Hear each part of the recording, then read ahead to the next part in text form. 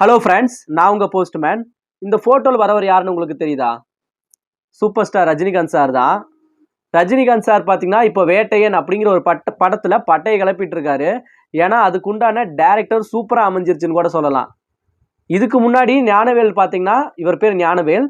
ஞானவேல் வந்து ஜெய் பீம் அப்படிங்கிற ஒரு படம் எடுத்திருந்தாரு. நம்ம எல்லாத்துக்குமே தெரியும். அதில் வந்து ஹீரோ வந்து நம்ம சூர்யா சார் தான்.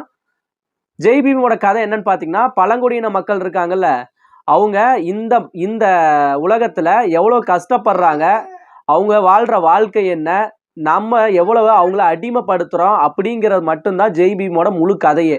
அந்த படம் வேற லெவலில் ஹிட் ஆகுது, தேசிய லெவலில் விருதும் வாங்குது. அந்த சூப்பரை படத்தை எடுத்தவர் தான் இப்போ வேட்டையன் அப்படிங்கிற படத்தையும் எடுக்கிறாரு ரஜினி சாரை வச்சு.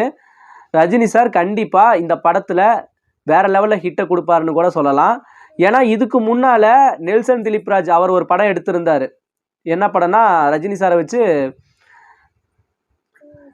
ஒரு படம் எடுத்திருந்தார்ல இப்போ கடைசியாக, ஜெயிலர். அந்த ஜெயிலர் படம் பார்த்தீங்கன்னா பேன் இந்தியா அளவில் 600 கோடி வசூல் ஈட்டுது.